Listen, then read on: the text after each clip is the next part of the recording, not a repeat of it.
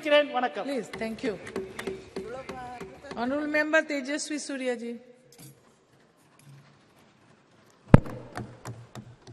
Madam Speaker, thank you so much for giving me this opportunity to speak in the very first special session of this Parliament in this new Parliament building. We have assembled here today to discuss and pass a resolution congratulating our scientists, the scientific community of the country, for their glorious achievement in successfully completing the Chandrayaan Mission 3. On behalf of 1 billion Indians, and most importantly on behalf of young Indians who look up to climbing new frontiers in science and technology, I thank all the scientists of ISRO for inspiring a generation of Indians by achieving something that was considered impossible. It's only rare that in the history of a nation, moments like this come, which inspires and unites a nation. And the landing of the Chandrayaan mission on the moon was one such rare moment where the whole nation stood in unison, saluting the scientific prowess and achievement of this great country. While I am indeed proud that our country became the very first nation in the world to land successfully on the south side of the moon, I am even more proud that I represent a city which is the science capital of India, and even this mission Chandrayaan-3, while it is made in India, it was also made in Bengaluru, the city that I represent. Most speakers who have spoken earlier than me have highlighted the achievements of ISRO in the last few decades and how the scientists of ISRO have not only shown the world how to make efficient space missions, but also do it in a cost-effective manner. I wouldn't want to repeat most of the points that have been already covered. I would only want to say that the last 9 years have truly been historic for the country, even in the space and technology realm. Under the leadership of the Honorable Prime Minister, not only have we increased the budget for ISRO, budget for space exploration by a whopping 142%,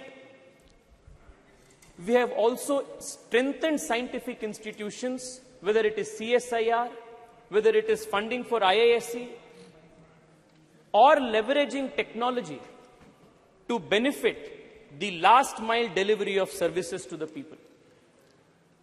UPI की बात हो या ई-नैम की बात हो, startup से लेकर sericulture engineering तक, स्पोर्ट्स इंजीनियरिंग से लेकर क्वांटम कंप्यूटिंग तक, अटल इनोवेशन मिशन से लेकर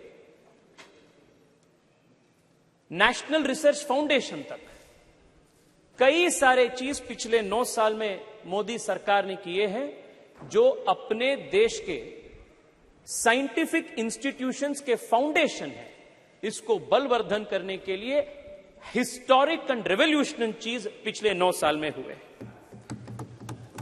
Madam, I wanted to keep my speech as apolitical as possible. I wanted to keep my speech as academic as possible.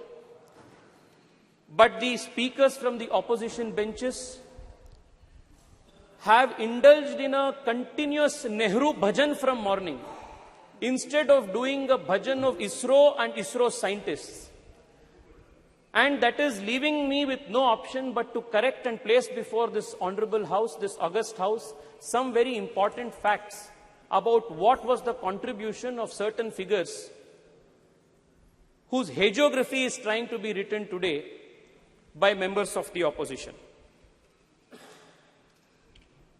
An impression is made to be given that everything scientific in India, all scientific achievements in India, whether it is ISRO, whether it is DRDO, whether it is CISR, whether it is IISc, every scientific achievement in India is credited to Nehru. But the reality is far from that. Madam Speaker, I want to highlight to you the fact that most of the scientific institutions that are a nation's pride today were all started by people in pre-independence India when Nehru had no role to play. And all those pioneers who had the grand vision to establish these institutions, even at the time of the British India, are not even mentioned, even cursorily, when the nation is celebrating its scientific prowess. I only want to take the example of one or two people. Kanimoyiji, I am quoting the example of Arkat Mudaliar, coming from Tamil Nadu. Please hear it out. In 1942, when India was not independent, Arkat Ramaswamy Mudaliar, he envisioned an institution by the name Council of Scientific and Industrial Research in India and established it from 1942 to 1942 with the help of Shanti Swarup Bhatnagar. Nehru had nothing to do with it.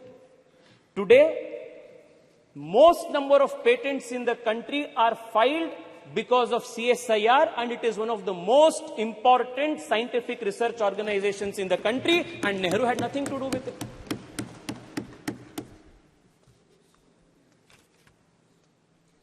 Let me tell you what role Nehru played. Immediately after independence, when the institute, CSIR, was brought under the Ministry of Industries and Commerce.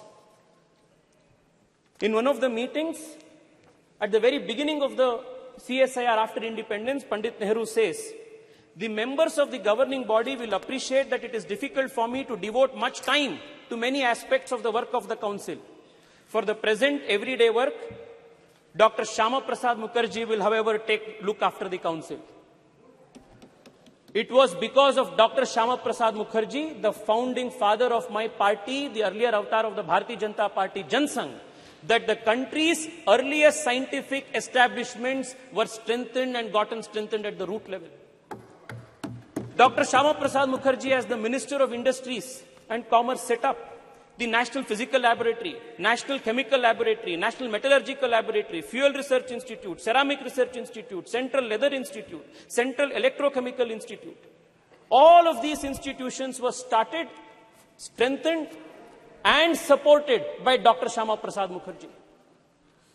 But today, Arkat Ramaswamy's name is not mentioned, Dr. Shyama Prasad Mukherjee's name is not mentioned, Shanti Swarup Bhatnagar's name is not mentioned.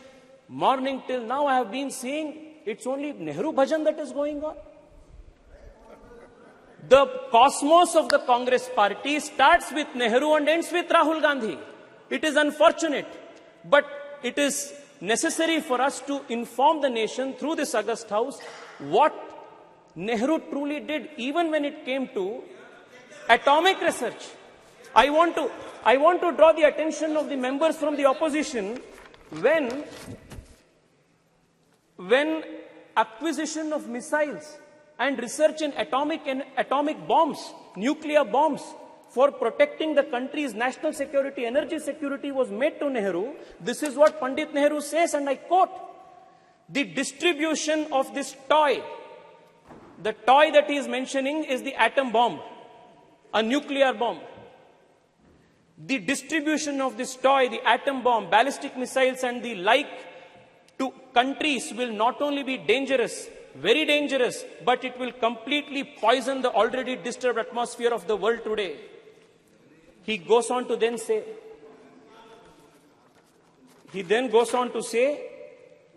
the making of the atom bomb is dangerous and dreadful, and he was the first person to advocate the resistance policy of excluding India and other Asian nations from the nuclear club, a policy that would later be written into the non-proliferation treaty that India would spend decades fighting. when he claimed that the going of this atomic weapon into an Asian country's hands would be a dreadful thing, a very dangerous thing. It took an Atal Bihari Vajpayee to make the nation a nuclear capable nation in 1999, 1998. It was very different. You know, Manishji, you know the details. You know how different 1974 and 1998 was. You know what was the difference, Manishji. You know what was the difference. You know what was the difference between the two. You know what was the difference between... You know what was the difference between Indiraji's time and what was Atalji's time. We never did it in an apologetic matter. We did it as a matter of conviction. Okay. Madam Speaker, if you look at the history, there is one thing that will be clear. काम हमेशा दूसरों का होता है, credit तो नेहरू का होता है. Even in the case of Chandrayaan, it has been the same case. Chandrayaan first, it was our Prime Minister Atal Bihari Vajpayee who approved Chandrayaan first in 2003. What happened?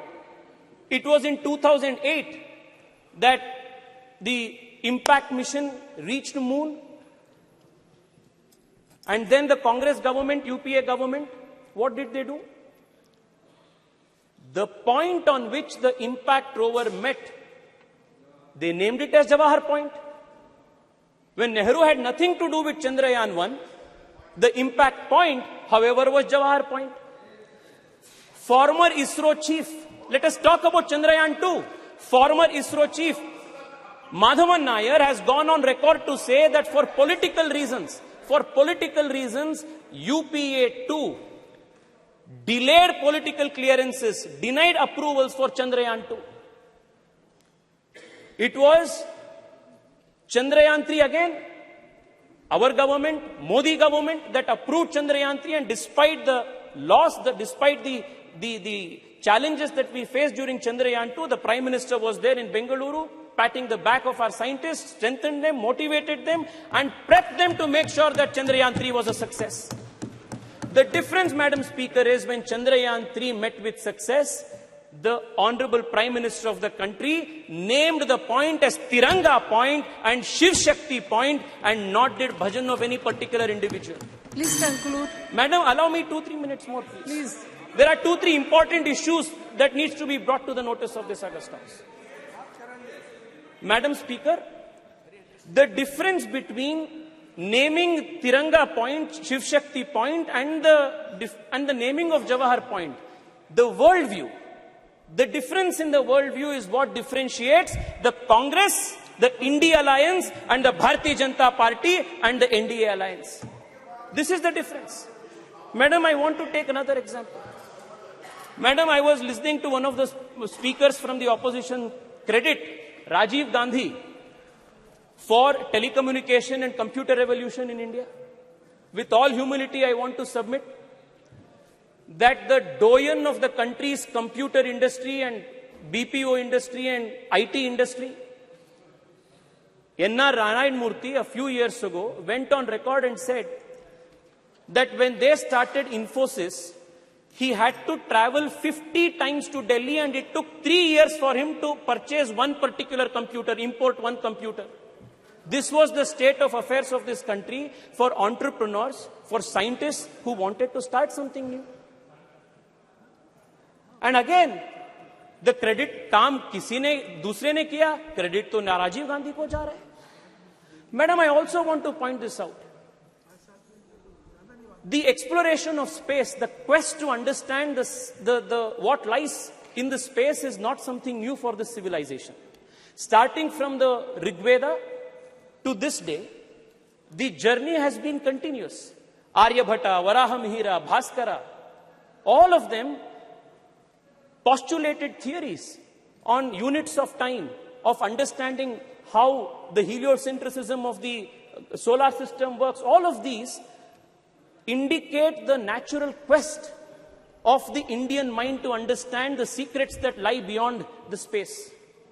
Never in our history Never in our civilizational history was any scientific man or woman persecuted, hunted down for their beliefs, for their theories and postulates. Whereas in other civilizations, you will find examples of the Hypatia of Alexandria who was stoned to death. Galileo Galilei, Nicholas Copernicus, Johannes Kepler, many such scientific minds were persecuted for various reasons. But this is the only civilization in the whole world where scientists and people of science have never been persecuted all through the civilizational history. Thank you. The only exception to this, please, madam, please give me 2 more minutes, madam. The only exception to this is the persecution of a scientist from ISRO by the Kerala Congress government, Nambi Narayan, and this is the only exception where a scientist was persecuted for political reasons by the Kerala Congress government. I also want to remind you that it was in 2013 that Honorable Prime Minister Narendra Modi, as the candidate for Prime Minister, as the BJP's candidate for Prime Minister, when he visited Thiruvananthapuram, visits Nambi Narayan, promises that the country will stand by him again. And it was in 2018, after Narendra Modi government came into power, that Nambi Narayan was given the honor of Padma Shri Padma Bhushan, and that was how Narendra Modi government has respected, strengthened the scientific people and scientific institutions of India. Madam, I only want to conclude by saying this. Madam, many institutions are extremely important for strengthening our scientific prowess. One of them is HAL. I come from Bengaluru, and I want to tell you that just 7-8 years ago, the state of HAL was in dire distress. Today, not only is the company, the organization manufacturing LCA Tejas, but in recent meeting of the Honorable Prime Minister in Delhi, in US, along with GE, they have gotten into a memorandum of understanding to manufacture GE 414, F1414 engines with 80% technology transfer that is going to make India a superpower in this. Madam, Madam Speaker, I will conclude with just this. I will conclude in 1 minute, madam. In 1 minute. Madam,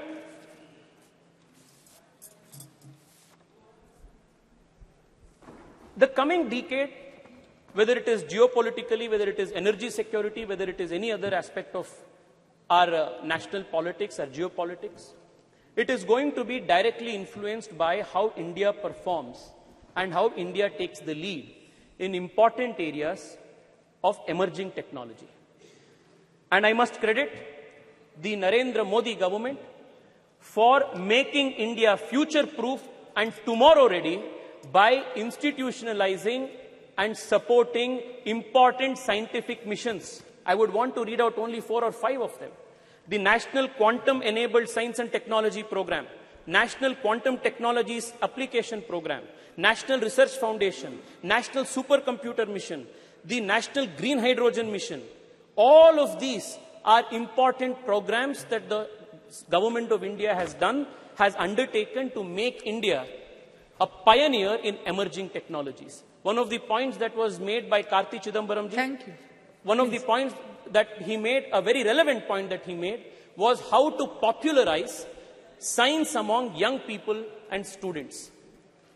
I want to tell him that the Modi government in the last few years has been working with a mission focus to popularize science among children. And the Atal Innovation Mission and building of 10,000 Atal Tinkering Labs in our high schools, with the objective of nurturing 10 lakh young minds who will explore the frontiers of science, is an example of how the Narendra Modi government is trying to make science and technology a popular culture in the whole country. Madam, I only want to conclude by saying this. Please conclude, please. I will conclude. The other people. Madam, all of these aspects that has taken place in the last 9 years. I mentioned UPI, Digital India, Startup India, to the startups that are now emerging in space technology. one of the most promising startups in space called Pixel Space is run by a Indian engineer who comes from a small town called Chikmagalur, has raised a few $1 million from Google. The boy, Awais Ahmed, is a CEO of this and hails from Chikmagalur. It is possible only because the Modi government opened the space technology space for private players. Madam, the next few decades is going to be extremely important for the country in strengthening our industrial, our scientific institutions and making India future ready, India tomorrow ready. And we are extremely fortunate that at such an important point in history, we have the leadership of Narendra Modi, who has been leading this country with such foresight and vision. I want to once again congratulate the Prime Minister for his deftful leading of this country, deftful leadership for this country at such an important time. Thank you so much, ma'am. Thank you.